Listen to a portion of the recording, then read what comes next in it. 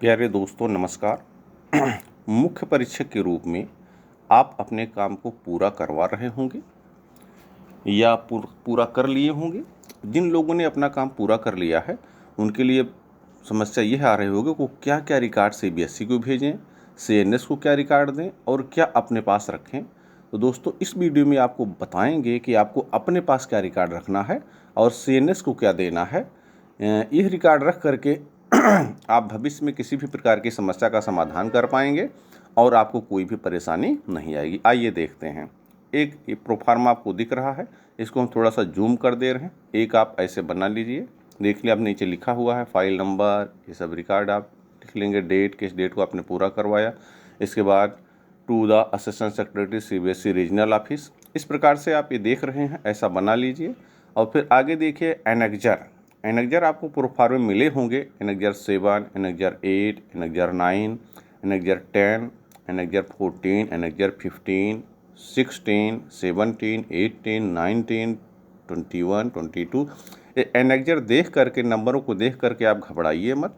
ये सभी एनेक्जर आपको मिल जाएंगे और उसमें ऊपर लिखा होता है, उन्हीं को आप देख लीजिए। प्रोफार्म में इसमें बहुत सारे आपने भरवाए होंगे।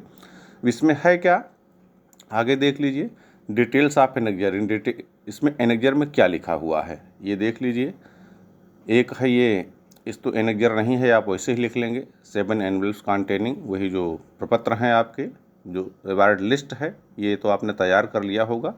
बैग में उत्तर पुस्तिका जो चेक हो गई है उसमें आप क्या क्या रखेंगे, उसमें सीबीएसई द्वारा जो रोल नंबर की सीरीज दी गई है वो, और जो अवार्ड लिस्ट है उसकी, वो कापियों के साथ आप 2 कागज़ उसको रख देंगे। और अवार्ड लिस्ट चूँकि 3 प्रतियों में निकलती है तो एक प्रत आप सीएनएस को दे देंगे, एक प्रति इस बैग के साथ चली जाएगी और एक प्रत आप अपने पास सुरक्षित रखिए, ताकि भविष्य में अगर कोई भी इंक्वायरी होती, कुछ पूछा जाता है, तो आपके पास जो सुरक्षित लिस्ट है आप उस लिस्ट से पूरे क्वेरीज का मिलान कर सकते हैं और किसी भी समस्या का समाधान कर सकते हैं।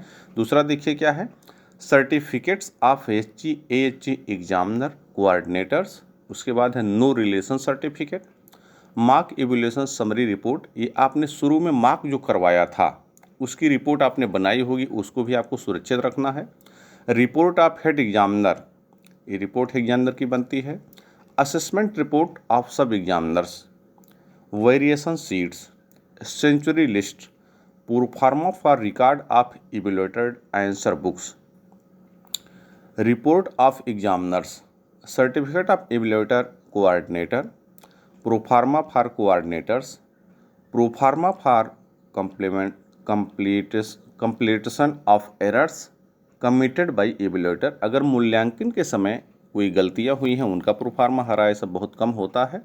सब काम जब हम समूह में रहते मिल करके कर लेते हैं, और चूँकि एग्जामिनर्स मूल्यांकन के समय यह नहीं होता हम किसी गलतियां निकालें, उस समय हमारा उद्देश्य ये होता है कि पूरी टीम मिल करके सही तरीके से काम करे, ताकि किसी भी कॉपी में किसी प्रकार की कोई गलती ना रह जाए।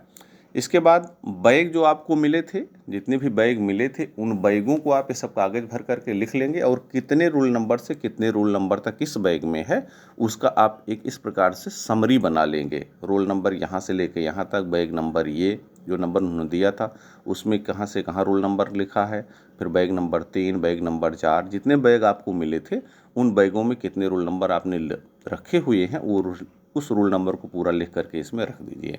ये तो हो गया रिकॉर्ड आप सीएनएस को। इसके बाद नीचे इसमें देखिए लिखा हुआ है, आप यहाँ पर हेड एग्जामिनर अपना नंबर डाल देंगे। इसके बाद रिसीव्ड बाई, अक्सर होता क्या है कि जो कापियाँ आती हैं वहाँ प्रयागराज से सीबीएसई के केंद्र से, वो रखी जाती हैं सीएनएस के पास, सीएनएस उसको रिसीव करते हैं, सीबीएसई वाले उनको देते हैं, और बाद में जब ये मूल्यांकन काम पूरा हो जाता है फिर सीबीएसई की गाड़ी आती है, उनके आदमी आते हैं और वो उसको रिसीव करते हैं। तो यहाँ रिसीव कर लेंगे और यहाँ सीएनएस की साइन हो जाएगी। यह एक कापी आप अपने पास पूरा रख लीजिए अपने रिकॉर्ड के लिए। इससे होगा कि हमने ये प्रोफार्म में पूरे सीएनएस साहब को सौंप दिए थे। अब आता है परीक्षकों का रिकॉर्ड आप क्या क्या रखें।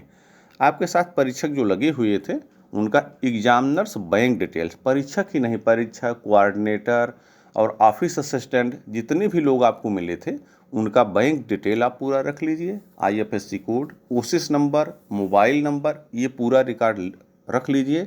इस रिकॉर्ड को क्यों रखना है, क्योंकि जब यह मूल्यांकन का काम पूरा हो जाएगा और भविष्य में सीबीएसई भुगतान का पोर्टल जब खोलेगी तो उसमें ये सब रिकॉर्ड भरवाने होते हैं, चेक करने होते हैं। तो अगर आपके पास ये सब रिकॉर्ड होगा तो आपको किसी प्रकार से किसी से पूछना नहीं होगा और उसको आप शांतिपूर्ण तरीके से देख करके भरवा लेंगे। हालांकि एक बार उस समय भी एग्जामिनर्स को भेज करके अकाउंट नंबर चेक करवा सकते हैं। दूसरा आपको रिकॉर्ड क्या रखना है, जो आप परीक्षक जब मूल्यांकन शुरू हुआ था तो आपने एक रजिस्टर बनाया था, उस रजिस्टर में आपने पूरा रिकॉर्ड रखा होगा, एग्जामिनर कौन कहाँ से आए, उनका कौन सा स्कूल था, क्या मोबाइल नंबर था, कितनी कापियाँ आपने उनको किस रूप में चेक करने के लिए दी, वो कापियों का रिकॉर्ड भी आपके पास है। तो इस रजिस्टर को आप अपने पास सुरक्षित रख लीजिए, क्योंकि भविष्य में मान लो कोई परीक्षक कहता हमने इतनी कॉपियाँ चेक की और अपने इतना ही हमारा पैसा आया, तो आप इस रजिस्टर को देख करके उनको बता सकते हैं कि देखिए आपने इतनी कॉपियाँ ली थी और आपका इतना पेमेंट बना। और जो पेमेंट का विवरण है ये आप एक पेज पर सबका बना लीजिए, उनका ओसिस नंबर, नाम, मोबाइल नंबर, बैंक का IFSC कोड और साथ में उनका अमाउंट कितना बना, वो सब एक जगह पर आप बना करके रख लेंगे। तो भविष्य में अगर कोई भी आपसे पूछता है तो किसी प्रकार की समस्या आपको नहीं आएगी। तो दोस्तों इस प्रकार आपको जो भेजना है CBSE को, CNS को जो देना है ये आपने देख लिया, ये प्रोफार्मा आपका है, आप अच्छे तरीके से देख लीजिए कैसे भरना है और इसको भर करके एक ये बना लीजिए, आप कंप्यूटर से टाइप करवा लीजिए, ये अच्छे से आप रखेंगे तो आपको किसी प्रकार की कोई समस्या नहीं आएगी। इसके अलावा भी अगर इसमें कोई प्रपत्र ऐसा है जो आपको नहीं मिल रहा है, आपको उसकी आवश्यकता है, तो आप कमेंट में डालेंगे, मैं ये प्रोफार्मा भी आपको देख करके आपके पास भेज दूंगा। हालांकि ये सभी प्रपत्र आपको मिल गए होंगे, अगर नहीं मिले हैं तो आप CBSE की साइट पर भी जा करके देख लेंगे।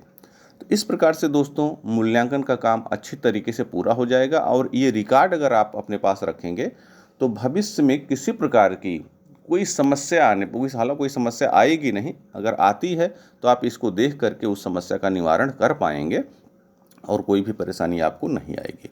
तो दोस्तों उम्मीद ये है कि इस वीडियो से आपको कुछ फ़ायदा अवश्य मिलेगा और अगर आपको फ़ायदा मिलता है तो आप मेरे चैनल को सब्सक्राइब कीजिए और साथ में ही इस वीडियो को शेयर कीजिए ताकि जो लोग पहली बार काम कर रहे हैं, जिनको इतना ज़्यादा अनुभव नहीं है, वो इससे लाभान्वित हो सकें और अपने काम को अच्छे तरीके से पूरा कर सकें।